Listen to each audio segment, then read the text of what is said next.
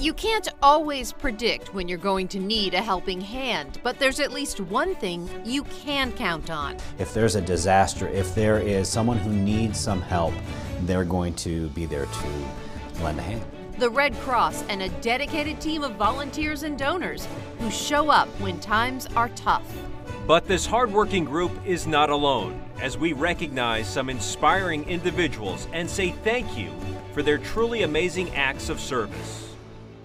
Honoring everyday heroes in our community. Hello everyone, I'm Stephanie Gorin. And I'm Brian Colleran. The Red Cross Everyday Heroes Awards were created to celebrate and recognize people who live and work beside us. But they've also done something extraordinary. These are people who have had a significant impact on our community or have displayed a selfless act of heroism. These heroes serve as an inspiration for all of us, and we're honored to share highlights from this year's event, now in its 4th year. Year after year, it's proof that one person, one single person, can make a profound and positive impact on the well-being and quality of life of others. And so it was a really great way for us to then identify those individuals in the community that do extraordinary things without being asked. If you ask Executive Director of the Red Cross of New Hampshire and Vermont, Kevin Mazuzin, one question about his work, get ready to listen for a while. He has a lot to say about serving the people in this region. He's proud of what he does, and he should be. Folks around here do help in their community. They help each other out on a regular basis. If there's a disaster, if there is someone who needs some help, they're going to be there to lend a hand.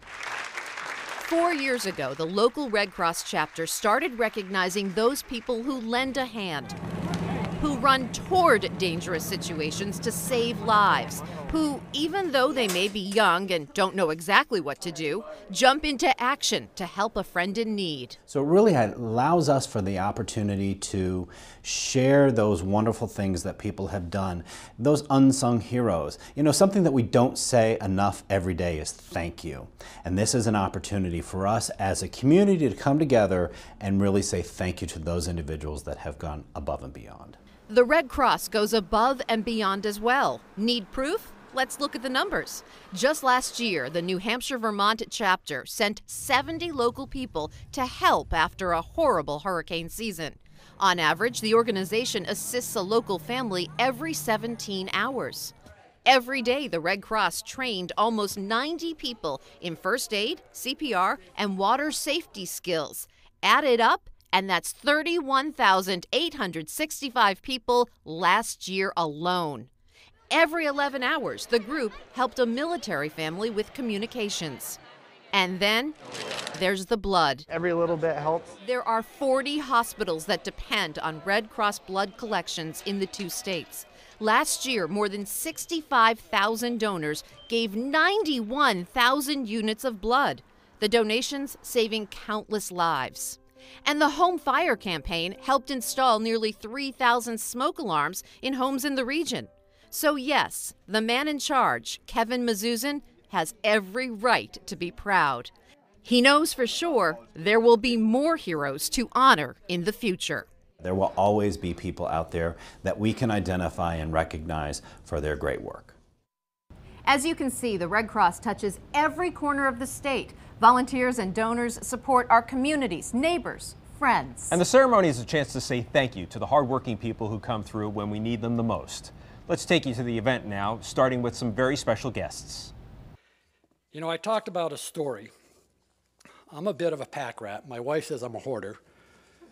I say, I've been told the difference between a hoarder and a collector is a display case.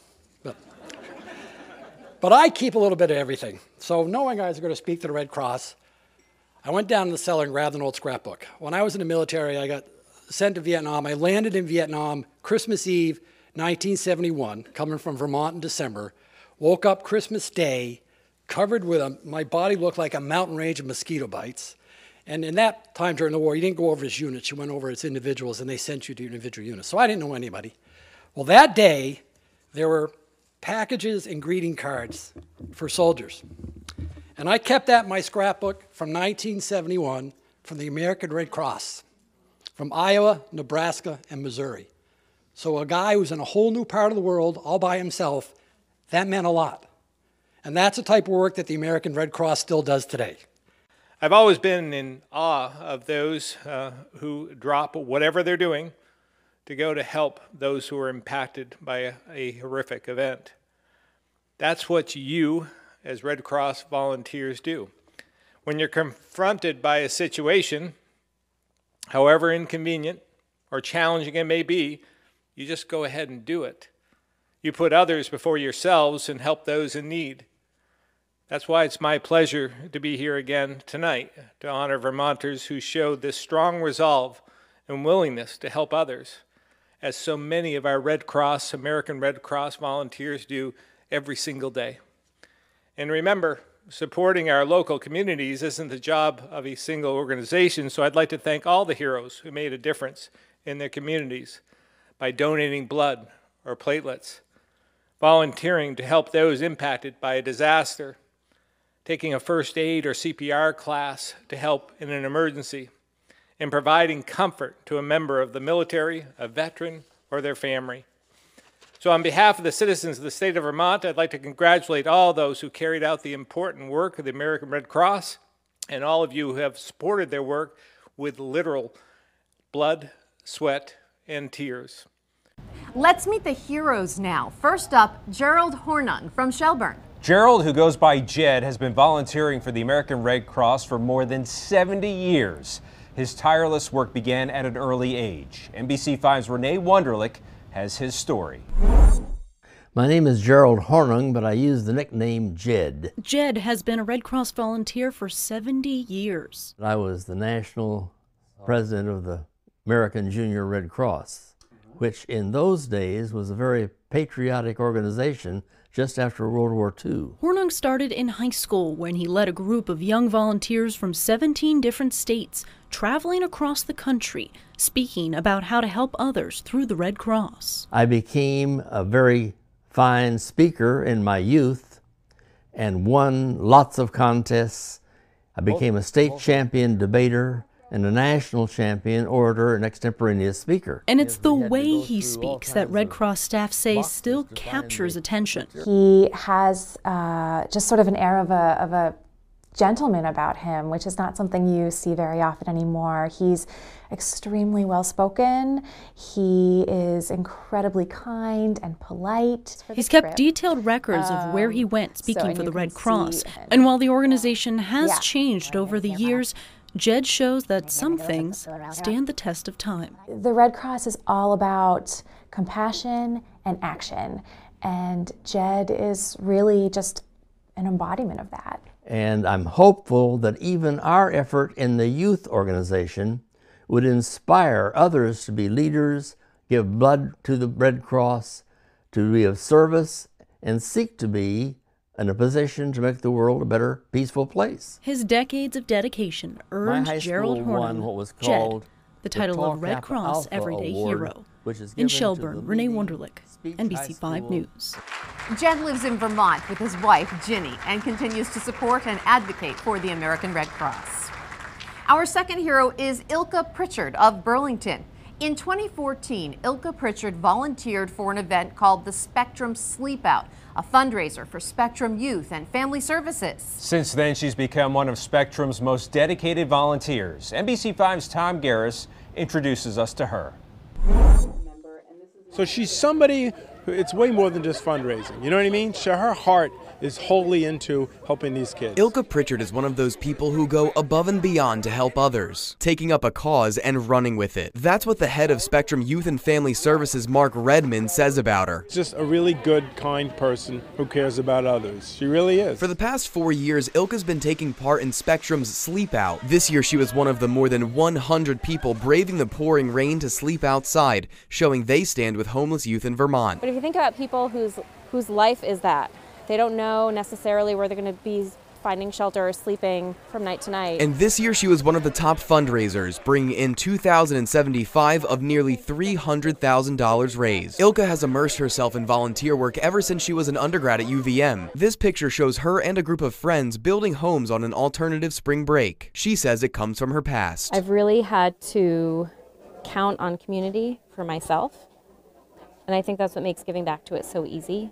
It's like my community is my family. She says she relied on friends' moms when she was a kid, during difficult days moving between the United States with her dad and Germany with her mom. Holidays like Thanksgiving are where she's really shined for Spectrum, helping with their big dinner. Last year, Ilka brought in turkeys, mashed potatoes, sweet potatoes, rolls, the works. She also ran a food drive at her job. I don't like to just go part way. I kind of like to go all into things that I really care about. Efforts like these are why she's a Red Cross everyday hero, but she's not in it for any special recognition. You know, I get so much out of it that I didn't even realize until then. In Burlington, Tom Garris, NBC5 News.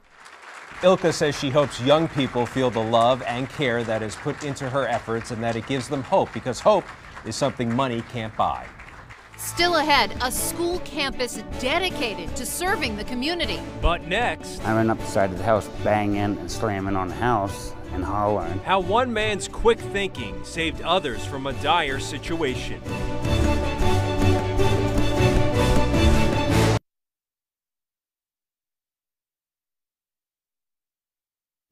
Our next hero, Jeremy Dunster, was just starting his day when his dog Carmen started to whine like something was wrong. He took her outside to discover that the two-family apartment building next door to his home was in flames. NBC5's Jennifer Sheehan tells us what Jeremy did next. I hear the noise all the time, the lead crackling. It scares me. A night Jeremy Dunster will never forget. The front half of the building was completely involved from the first basement floor to the third floor. Little did firefighters know what heroic acts were taken moments before they arrived to the Graniteville building on September 27th. I ran up the side of the house, banging and slamming on the house and hollering, trying to get them to wake up. But no one responded. There was no waiting. With his family just steps away, Jeremy ran into the flames, alerting people inside. I go, your house is on fire. You got to get out. She's like, I got to get my animals. And I go, Becky, this is your last chance. Get out. The flames are right there. And we all ran down the stairs. I turned around and took a short little video, and the stairs all collapsed. When I got a chance to talk to Jeremy and he told me exactly what had gone on, I was amazed. Jeremy earned his status of Red Cross hero when he put his life on the line to save others. Based on the fire load when we arrived, there would have been 3 fatalities. There's no doubt in my mind. 2 minutes. 2 minutes, I think it would have been totally different. A split-second decision, earning him this special honor. I don't think I deserve it, but it's a proud moment for my kids. In Graniteville, Jennifer Sheehan, NBC5 News. Only one person was taken to the hospital with minor injuries, and the devastating fire claimed no casualties. Still ahead, a true friend steps up at a crucial moment. And the real-life impact of the Red Cross. I began to look around and understand how many people need blood or platelet transfusions to survive. A wife's personal story.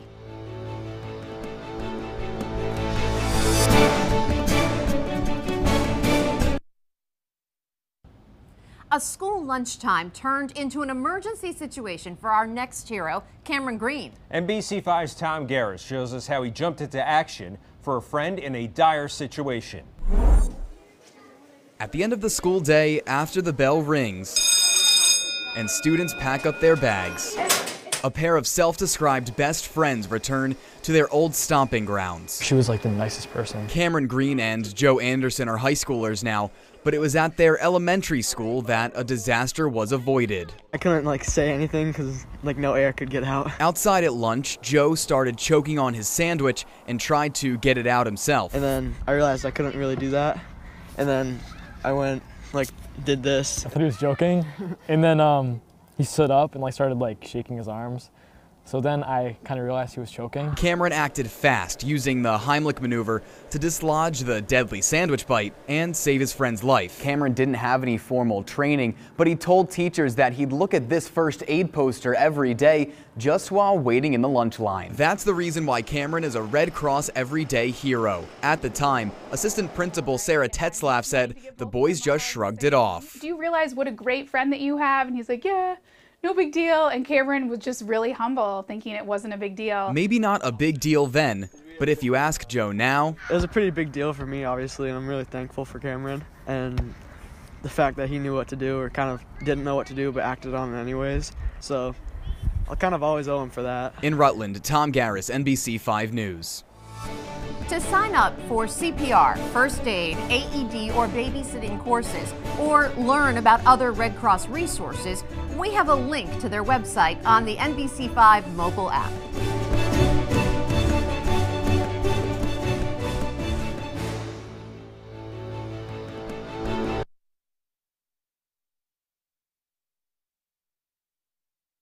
Saving lives can be as simple as donating blood or installing a smoke detector. And for Norwich cadets, making a difference is simply part of their school's legacy. NBC5's Renee Wunderlich reports. One of the founding principles of our school is selfless service to others, and the blood drive is a perfect opportunity to exemplify that. Jack Labonte and Meredith Halleck helped organize this annual blood drive at Norwich University. Hundreds donated throughout the day. We're helping others, and we see the impact that we can have on other people. In the end, we learn how many people, how many lives we save, and how many adults and how many kids, and then how many babies. They collected 340 units of blood, enough to help over 1,000 people. But the blood drive isn't the school's only act of service to the greater community. Junior Aiden Gaffney organized Sound the Alarm, a special event that installed over 400 smoke detectors in homes and businesses near campus. Everyone trains on how to properly install smoke detectors, where are good places to install smoke detectors. Gaffney is also a volunteer firefighter in Williamston. For him, this was an especially important way for the university to give back. We're in the community. We should definitely be involved in the community. And it's that commitment to community service that makes Norwich University a Red Cross Everyday Hero. I wouldn't say we're heroes. I would say we're a team. The whole school is a team together. At Norwich University, Renee Wunderlich, NBC5 News. The Norwich campus blood drives are notoriously successful. Since 2006, they have collected more than 8,600 units of blood. The American Red Cross touches people's lives when they least expect it, offering hope when it's needed the most. Everyday Hero alum Tess Kennedy shares her personal story. Take a listen. I must confess I am not a lifelong blood or platelet donor. My husband and I were broadsided on September 28th, 2013, when he was diagnosed with stage 4 pancreatic cancer. He went from a healthy, vibrant individual to someone who was catastrophically ill in a matter of weeks. During his illness, he required blood transfusions to remain healthy enough for chemotherapy. While sitting next to Doug in treatment centers, I began to look around and understand how many people need blood or platelet transfusions to survive. It overwhelmed me. This illness, cancer, had knocked me to my knees, and I couldn't do anything to help someone that I loved. He and I had always been involved in community projects and firmly believed in paying it forward. After he died, I began searching for ways to help other cancer patients. Donating blood or platelets was something I had done in the past, but not consistently. I decided a way to pay back the blood donations my husband received was to pay it forward and donate myself. Every time I donated, I felt stronger. And I realized that these 2-hour sessions for donating platelets were the best therapy. And I didn't feel helpless anymore. And each time I support the Red Cross with financial donation or a blood or platelet donation, I know I am a cancer fighter. Do you know an everyday hero? You should nominate them. The nominee may be a professionally trained lifesaver or simply a good Samaritan. You can nominate a friend, family member, co-worker, or other community member. They just have to live in New Hampshire or Vermont. There's a link to the Red Cross website on the My NBC5 app. Head there to submit a nomination and help us honor the heroes among us. Thanks for joining us. Good night. Good night.